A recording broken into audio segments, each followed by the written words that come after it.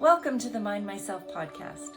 I'm Esther, and it is my pleasure to be bringing you information about healthcare approaches, health issues, and people's health journey stories, all from the complementary, holistic, and integrative perspectives, helping you become your own best health advocate and helping you make your own informed choices because you matter. Welcome to Conversations with E. I'm Esther, founder and CEO of Mind Myself, and it is my great pleasure to welcome back to this conversation Dr. Vicki Mondloch. Welcome, Vicki.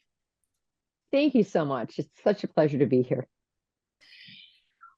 Let's tell our listeners today a little bit about you and what you've done in your career, because it's been so magnificent. Well, thank you for that. I'm a wellness doctor, retired wellness doctor, which means many things to many people. But wellness in my world is I took traditional medicine, blended it with complementary alternative, blended it with wellness or with regenerative medicine, blended it with energy medicine. And wellness is all of those. And could I have put more in there? Of course I could. But it's how do you approach a patient from multiple perspectives to get the patient what they really need and give them the answers they're looking for. Fantastic. And I just love that you've put all that together. And you were an OB-GYN for 16 years too, on top of all that. Correct. Fabulous. So today we're going to be talking about the fourth leg of the hormone chair. Maybe you could start with just giving us a brief overview. Maybe somebody hasn't watched the other 3 episodes. Tell us a brief bit about the other 3 legs, and then let's jump into insulin, which is the 4th leg today. Thank you. Well, thank you for that. I mean, yes, my approach to wellness, men or women, is that we need balance in our body. So think of a chair with 4 legs. We have 4 main hormone groups in our body. Our female male, our thyroid, our cortisol, which is our stress. Well, who's got stress? And then your insulin. And insulin is rarely checked. Blood sugar is, A1C is, but insulin as this 4th hormone is rarely checked. Now, again, these 4 legs of this chair have to be in balance. And if they're not in balance, then we're sitting on a chair with a broken leg. You may sit on the chair, fall on the ground, and then dutifully rewrite your chair because you don't know what just happened. You may go to your doctor. He does his traditional blood work, which may not include any of those 4 groups, and say, gee, your blood work all looks good. Get out of my office. There's nothing I can do for you. And yet you don't feel good. So what it comes down to is balancing these 4 hormone groups. And if you have a broken leg, the other 3 are trying to help out. They're taking extra stress. They may break. So one may lead to 2 broken legs, which may lead to 3, which may lead to all 4 broken. So it's really important to manage that balance. Absolutely. Now, I know in the conversation about insulin, first of all, we mostly don't even talk about that in the general public sphere unless somebody is diabetic or pre-diabetic, and then it's like all about insulin. We don't even think about it. So maybe just tell us a little bit about what insulin actually is and why it's so important for all of us to know about this. Well, you're absolutely right. We hear insulin and we think of somebody injecting themselves. Well, that's farther down the road than most of us want to ever end up. That's a treatment option then for a diagnosis like diabetes. But what if you could actually be preventive minded? Wow, what a concept. And actually know what your body's own pancreas production is, what makes it produce insulin, what are you doing about if it produces too much or too little? If you stress it, what does that mean to your body? And if you stress your pancreas, which also makes your digestive enzymes, so it's a pretty important organ, that pancreas.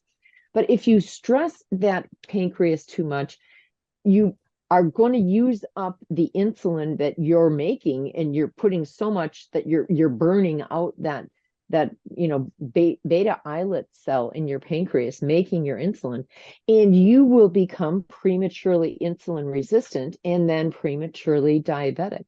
Are there genetic reasons why people become diabetic? Of course, but if you are a type 2 diabetic, that is many times the people that are burning out their pancreas. Or many of you may have heard the term diabetes type 3, which actually has nothing to do with diabetes, but it's excess sugar and its impact on the brain causing Alzheimer's. Wow. So insulin somehow related to Alzheimer's, and we're not even checking for it in this time when Alzheimer's is pandemic level, dementia and Alzheimer's. But that's another talk for another day. But what are the tests that we should be asking for then from our doctors if they're not, as a matter of course, checking our insulin levels? And how does that work? Well, in particular, what most people get checked is their fasting blood sugar and perhaps their A1C. In a healthy, quote, patient just coming in for an annual, many times all that is checked is a fasting blood sugar. But what most patients are never told is if you fast longer than 12 hours, now think about that. That means you have to know when you had dinner the night before, and it means you have to know when you're getting your blood work done the next morning. So fasting is usually a 12-hour time frame. If you fast more than 12 hours, what does your body do and how does that impact your blood sugar? Well, your body, your brain in particular, needs sugar. So think of the fact that you go more than 12 hours, maybe a dinner at 6, but you don't get your blood work drawn till 9 in the morning. That's 15 hours. Those extra 3 hours, your brain is going, feed me, feed me. And the rest of your body is going, oh my gosh, the boss needs sugar. The boss needs sugar. Where are we going to get sugar from? Well, what are you going to do? The body is like in panic mode. And you think, what we all want to think is that it's going to go to our fat stores and burn fat. Au contraire. That takes 7 kilocalories of energy to burn fat. Instead, it goes for the low-hanging fruit, and it goes to our muscle. And the glycogen stores in our muscle that let our muscles fire when we go to use it, well, it only takes 4 kilocalories of energy to break down your muscle. So that's where it goes, and it breaks your muscle down to feed the boss. The boss needs sugar. It needs sugar now. So now at 9 o'clock, you get your blood sugar drawn, and instead of being low like you think it should be because you fasted 15 hours, it's actually high. It may be 110. It may be 115. And then your doc looks at your blood work and goes, oh my gosh, you're pre-diabetic. We have to send you to the nutritionist, and you need to see the dietitian, and you need classes, and I have to put you in an exercise program, and oh my gosh, and you've just gotten branded with you're diabetic or pre-diabetic. Well, no, you're not, because that's one number without the rest of the accompanying information to help you interpret it. Where's the insulin? Now, if you have an insulin that is really, really high and you have a high blood sugar, that's going to mean that your pancreas is working really, really, really hard to put that sugar in a storage place, because if it's not using it, it's going to store it. Wow, what a concept, right? Mm-hmm. And so that's why a lot of diabetics will gain belly fat, and they'll gain fat in places that it's a storage site. Think about it. So if you're excess eating sugar, that's exactly what's going to happen. If instead you have a high sugar, but you have a low insulin, that means you waited more than 12 hours to get your blood work done.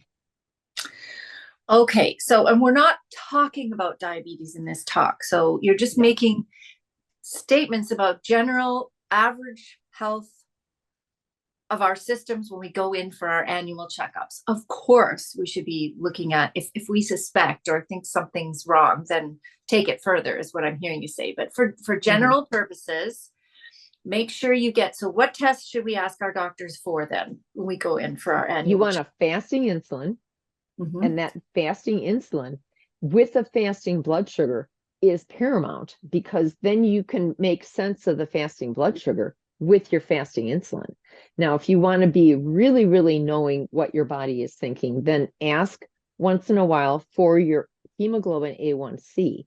Those three tests really help tell your doctor and you what the health of your metabolic status is, whether or not you're in perfect health, whether or not you just waited too long to get your blood drawn, whether or not you're breaking too much muscle down, whether or not you're heading toward insulin resistance.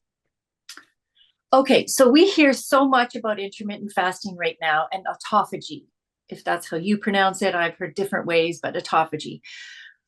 Maybe explain a little bit about that in the context of this don't fast for more than 12 hours when we're hearing all the time, fast 13, 14, 15, maybe 18 hours, and there's an optimal window to eat.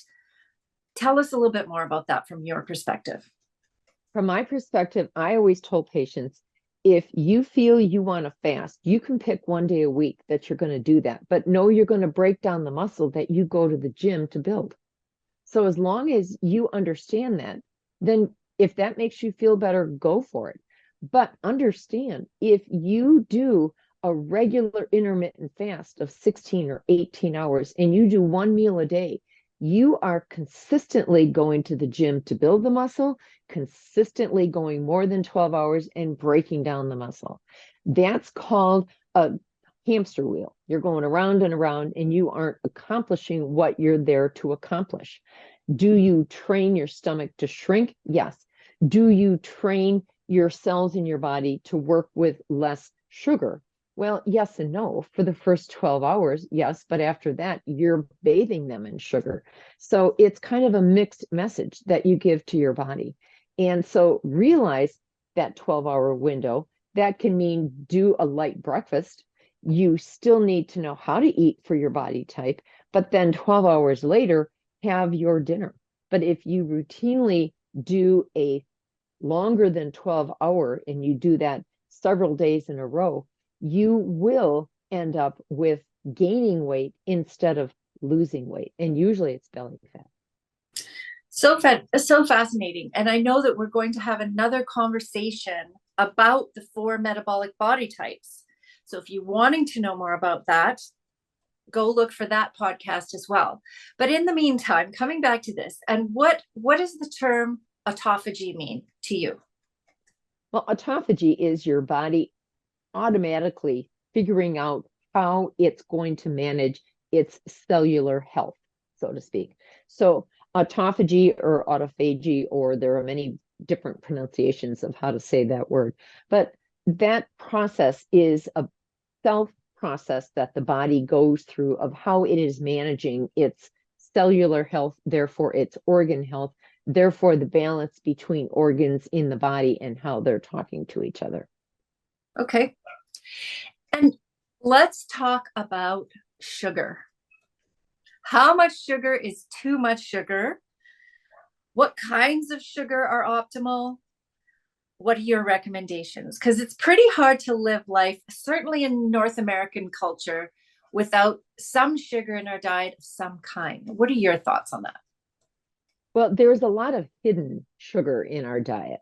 The obvious sugar, candies, sweets, those are things that if you know how they're made, if you're looking at a label and you're seeing the first 3 ingredients are a sugar or a syrup of some kind, then you put that product right back down because it is not what you're after.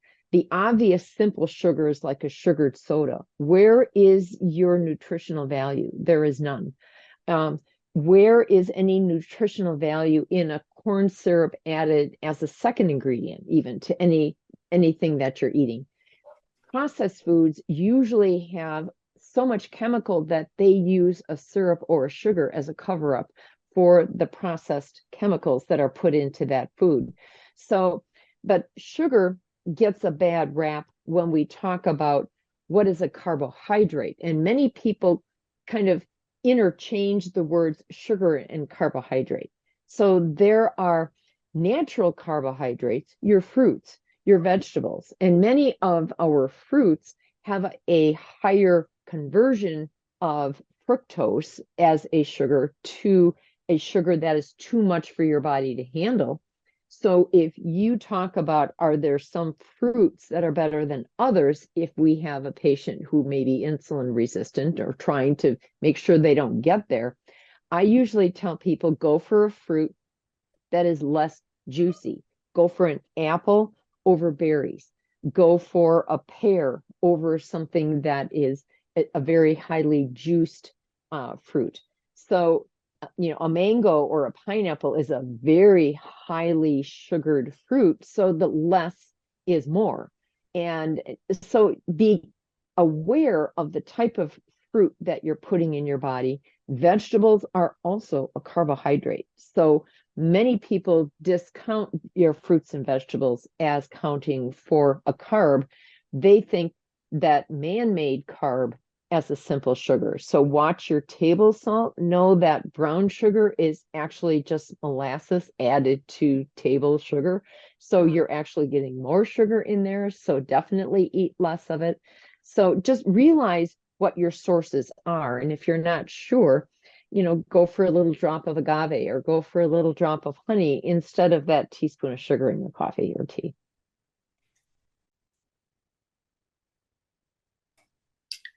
So, Dr. Vicky, you were talking about looking at the list of sugars and saying something about the first three ingredients. Let's talk about that for a minute. Well, most of us go to the grocery store and we're trying to figure out what we're purchasing, and you're going to compare one item to the next item on the shelf. Well, you pick that item up and look at the back, and what you need to see is there sugar or high fructose syrup or corn syrup? Are any of those listed as the top three ingredients? If they are, you put that back on the shelf and you go to the next one and you look. If sugar in any shape or form is somehow, or syrup listed as one of the top two or three ingredients, then you need to walk away from it because they're using sugar to cover up some of the chemicals that are in that processed food. And it's usually in a highly processed food that you're going to find that level of sugar or syrup. So, but we have carbohydrates that are also our fruits and our vegetables. People think carbohydrate is only a simple sugar, but actually our fruits and our vegetables are our natural sugars versus the man-made white sugar or brown sugar, which is actually molasses added to white sugar. So it's actually a higher concentration of sugar. So you can use less of it, but just realize that that's what you're dealing with. So know what your product is that you're putting in your mouth. I like to tell people, even in the fruits and vegetables department, with fruit in particular, go for a less juiced fruit because an apple will have less juice in it than a berry will. A blueberry will have less than a raspberry. So know what the water content, therefore your quote, concentrated sugar content is in that fruit, and choose your fruit accordingly.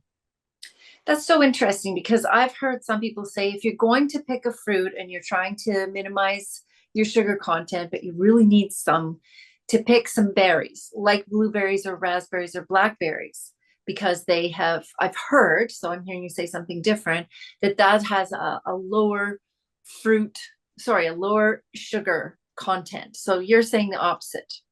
Well, what I'm saying is less juice. So a blueberry has less juice than a raspberry, correct?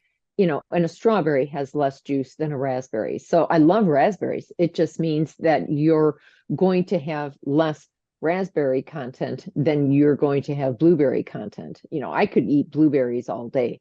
There's a lot of meat to a blueberry, and that blueberry is actually going to have less sugar content in it than a more juiced berry like a raspberry.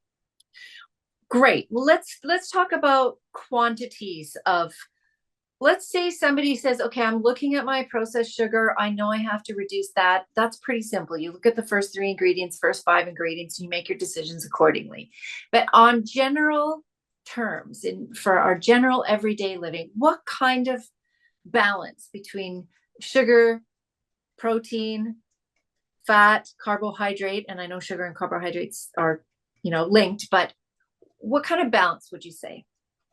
Well, the easiest, if people are trying to just take a look at overall, Yeah. maybe it's an overhaul of their Yeah. body, or how do you start to train your kids how to eat healthy, is I usually tell people balance your three food groups, and your body is going to tell you what it thinks of that, strange as that sounds. So that's the basic Mediterranean diet approach, is that you're going to have a balance between your carbohydrate, your lipid, and your protein. So usually if anything's going to suffer in a Mediterranean diet, it's going to be protein. So people that are very heavily into physical activity, like weightlifters or athletes, they're going to need, because they burn through muscle with their activity, they're going to need to replace that with a higher amount of protein. So you do have to factor in your activity level with what your body's needs are. But for the average patient who is doing 30 minutes of moderate or light activity a day, that balanced approach to all three is usually a pretty good place to start. Now, we all have different metabolic body types. That's a topic for a different, day. But some people do better and will lose weight if they have more carbohydrate, strange as that sounds. Some people will do better if they do it with a higher amount of protein. Others will do it better with a keto or a higher amount of lipid.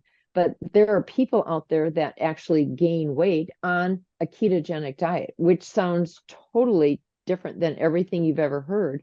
So realize that your body's genetics are also key. Your activity level is key, but balance, always start with balance first. Great. So we started off talking about balancing the four legs of the hormone chair. We're talking about balancing your carbohydrates, fats, and proteins. How would somebody listening to this go, okay, I don't know anything about my insulin levels. I've never even thought about it before. Where's a good place to start? But Recognizing it and then getting tested. exactly right. So the first is, oh my gosh, I should get my insulin checked. So when you walk in to ask your doctor, what is the blood work I'm getting done? Request an insulin, which is a fasting test, remember? So a fasting insulin with a fasting blood sugar. And if they say, well, we don't do insulin, then realize you have the power and the ability to order your own blood test. So if they say, no, we won't do anything other than the blood sugar, well, then you go ahead and order your own fasting insulin. You can go online to either Quest as a national lab or Life Extensions, which is a subsidiary of LabCorp, another big national lab. You pay for your insulin online. They send you a receipt. That receipt is your proof of purchase. You can now take that to the draw station that you request on their website from the lab. Where is my closest draw station? You can request that they draw that, they send there for you that blood test result. Now you're in control of that result. So when you go back to your doctor and you say, okay, here is my blood sugar, but here's my insulin. Now, what do we do with this information? And I want to give you a little heads up. Women and men are different. Wow, that's not a heads up. We've known that forever, right? Well, our metabolisms are different too. And in a blood test, all they report is the male insulin reference range. What? They don't report the female, only the male. So you have to know that the reference range, like we've spoken about in other areas of blood work, is different than the optimal. Do you want to be just in the reference range, or do you want to be optimal, especially with something as important as your insulin and your blood sugar? Well, goodness gracious, I want to be optimal. I would hope you would want to be optimal. So realize there's a difference. And optimal means for an insulin level that is actually less than 4.9, whereas the lab for men will say less than 24.9. Well, goodness gracious, that's quite a swing. There's a major difference between less than 4.9 and 24.9. But the most important thing I want to leave you with is, if you can keep an optimal insulin of less than 4.9, and an optimal blood sugar of less than 90 versus the lab saying less than 99, you also prevent this. Wow. So realize in the beginning of our talk, we talked about how excess sugar is actually being called diabetes type, or a diabetes type 3 is being called Alzheimer's because of that excess sugar. It is actually causing that Alzheimer's. It's an epidemic in this country, in North America, in Europe, in many places. We're building more nursing homes than we are residential homes. That is not the way that should be. And are No. we doing it because our own choices in food are giving us higher sugar content because we don't even know how to check for our own insulin? We don't realize the hidden danger. And just as we wrap up this conversation today, Dr. Vicky, I know that you've written a couple of books, and I'd love it if you could show those 2 books that you have written so far. I know they're 2 of a series of 4. Tell us a little bit about those. Thank you so much. Because I hormone balance those 4 hormone groups, one of the most understood or least understood is actually female and male hormone. So as an OB-GYN, my heart, of course, was very much in following what women were having struggles with, what they were unable to prevent, me going through my own menopausal struggles. So there isn't information out there about that first leg of the chair, balancing your female male hormones. So I did my own research with my patients, and the first book is Blossoming, which is all about the adolescent female and the hormone swings that are misunderstood in the adolescent. And the second is Full Bloom, which is all about the myths and truths and hormone swings that go along with the perimenopausal, menopausal, and postmenopausal female. And knowing that the myths are being debunked, that I'm telling you the truth, I'm showing you the research, I'm going through case studies, but most importantly, there's a chapter at the end of each book, how to talk to your doctor, the labs you need to get done, and how you advocate for yourself. Fantastic. Well, I know we will include the links to get those books in the notes to this conversation as well. So if you watching are interested in that, definitely check those out because they're a wealth of information. And how would you like to leave the conversation today, Dr. Vicky? If someone says, maybe they're watching this because they have been diagnosed as pre-diabetic or they're looking for a natural route, what would you say to them? The first thing I would say is know your insulin. You have to know your fasting blood sugar insulin to make sense out of anything that is going on in your body. You need to know what your dietary preferences are versus what your body wants you to eat. If you realize that your diet is fast food heavy, it is processed food heavy, and that's the lifestyle that kind of pushes you in that direction, maybe you need a reset on how you approach your diet. If you're thinking intermittent fasting is your answer, I'm here to tell you it is not a long-term answer. It may be a short-term, but it is not a long-term answer that works for almost any patient. Wow. Okay. And just a general person listening to this who has never even thought before today about insulin, what's their first step? I know you've talked about getting a test, but what is there anything else you would want to leave us general people with? Well, again, take a look at your diet, take a look at your lifestyle, take a look at your family history. There's a lot there that you may be aware of, but haven't put it together as to how it's affecting you. So know that you really shouldn't have anything other than a 12-hour difference between your meals. Know that fad diets are just that. They're going to come, they're going to go. But realize the more sugar you put in your body is going to store that sugar you aren't using. So as you sit at a computer and you're doing the hand to mouth routine, realize that you're not burning it up. Where is it going to go? Well, your body is going to store it for a later day. And it's not going to burn your fat first, like you think it will. It's going to burn muscle first. So understand how your body works. Realize your insulin and your sugar they're talking to your other hormones in your body. So are you going to stress your insulin, which is now going to stress your cortisol, which is your stress hormone, which is then going to stress your thyroid, which then may throw your female male hormone off. Realize your body is a well-oiled machine that's talking to itself, and it's trying to help itself by communicating. Don't make it harder for your body to communicate. Absolutely. And there is a primer that you talk about all of this too. So you can look up that link in the notes. Thank you for being here, Dr. Vicky, and sharing your incredible wisdom with us. We are so grateful. My pleasure. Thank you for being with us at the Mind Myself podcast today. We know that time is precious and you've spent some of your valuable time with us. We're grateful. If you would like to reach out to our guests directly, the information is below. And if you would like more from Mind Myself, that information is also below.